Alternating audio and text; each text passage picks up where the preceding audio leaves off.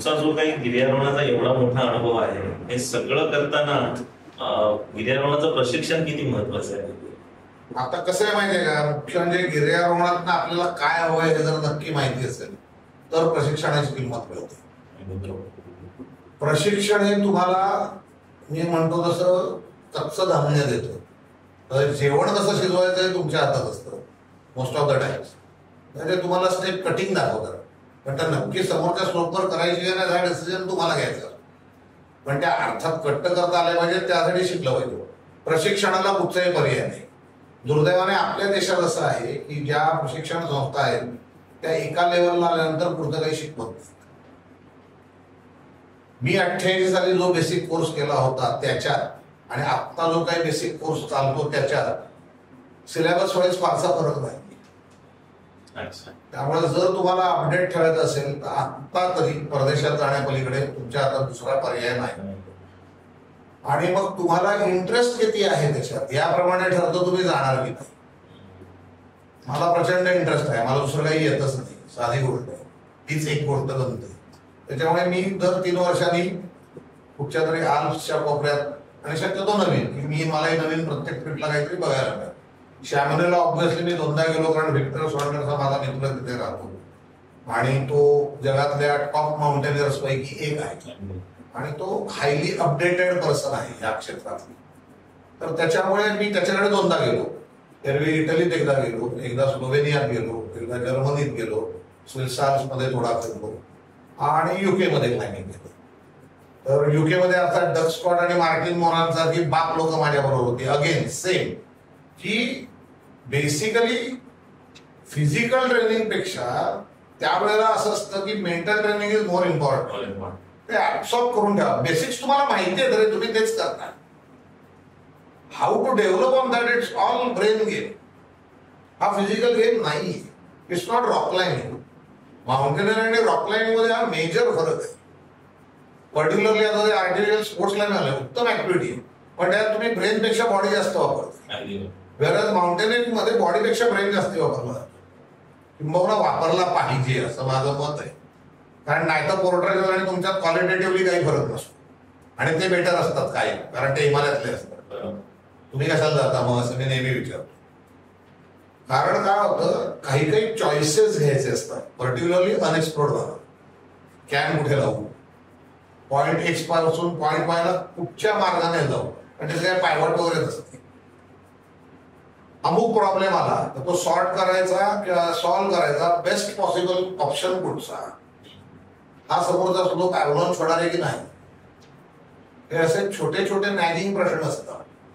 छोटे वाटले तरी त्यांचे काय म्हणतात रिपरकशन्स फार भयानक येऊ शकतात आणि ती परवडत नाही प्रत्येक वेळेला. आणि त्याच्यामुळे ती भोगायलाच लागू नये असा प्रयत्न असतो. नाही म्हणजे अन्नाशिवाय राहणं वगैरे नॉर्मल आहे, त्याच्यात काय फार घार मारत नाही कोणी, पण जिवंत राहणं महत्वाचं आहे. तर it's a art of survival. आणि जर तुमच्याकडे ट्रेनिंग असेल तर तुम्ही ते चांगल्या प्रकारे करू शकता. माझ्या मते तरी ते म्हणजे लोक म्हणतात ह्याचा काही बेसिक पण झाला नाहीये, पण हा खूप छान टॅलेंटेड आहे, त्याच्या स्किल लेवल बद्दल काही प्रॉब्लेम नाहीये, त्यांनी सर्व्हाइव्ह. हा महत्वाचा माझ्या दृष्टीने पडतो. आणि ते सर्व्हायव्हल शिकायला तुमच्याकडे प्रशिक्षण असलंच पाहिजे. ते नॅचरली येत नाही,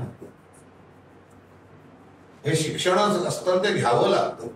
आणि कमीत कमी डोंगरात जाणाऱ्यांना कमीत कमी बेसिक कोर्स केलेला असावा.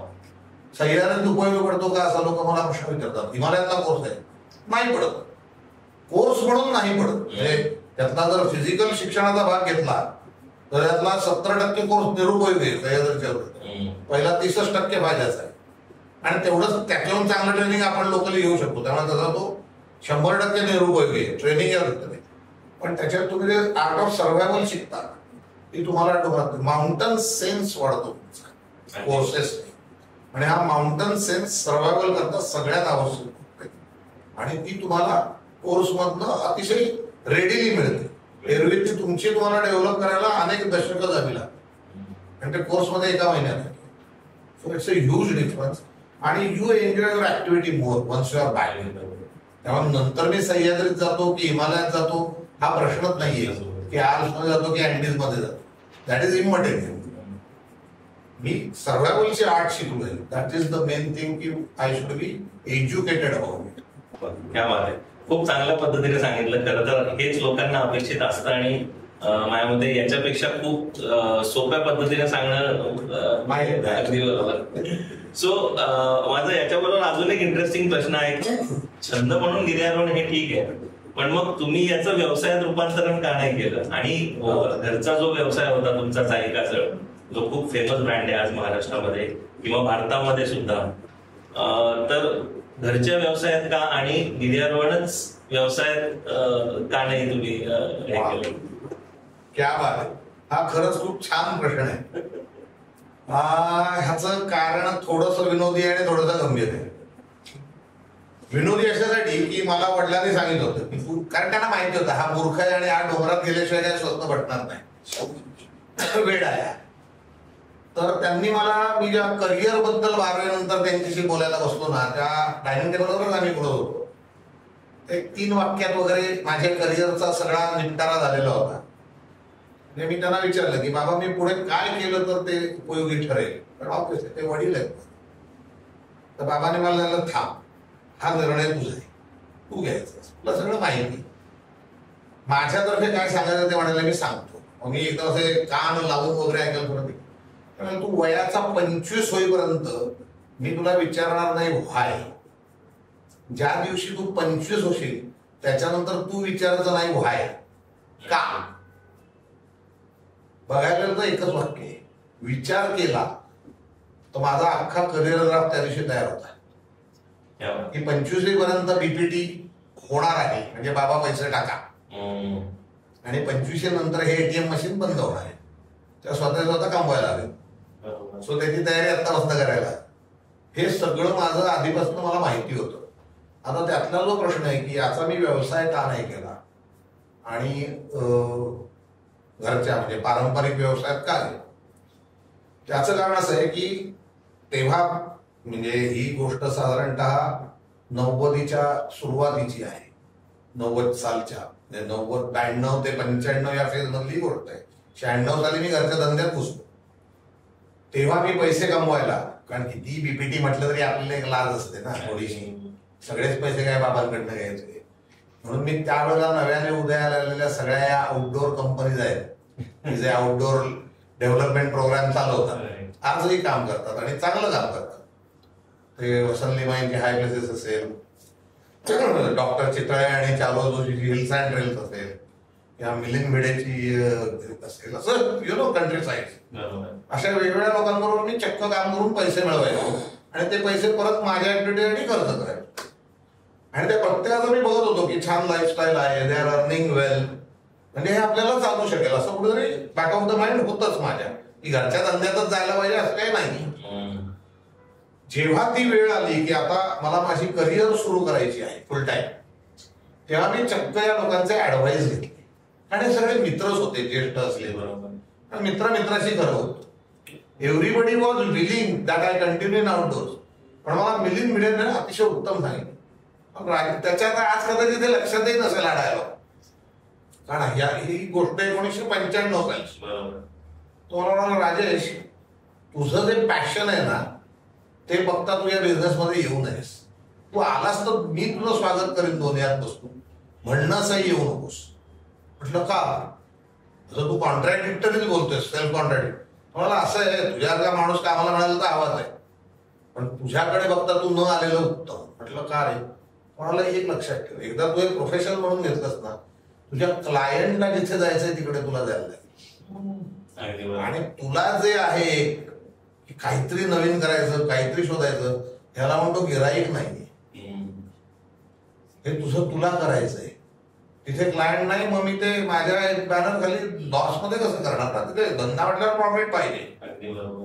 मग हे तुला जमणार आहे का? तर नाही जमणार, फ्रस्ट्रेट होशील 2 वर्षात.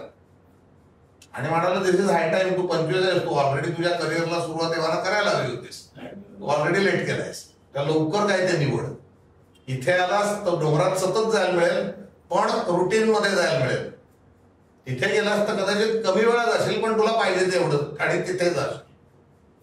मी वडिलांकडे गेलो परत आणि त्यांना म्हटलं की बाबा मी घरच्या धंद्यात येतोय आणि जायगाजवळ obviously it was a good business, it is a good business. मी त्याच्यावरच सर्वाईव्ह होतोय.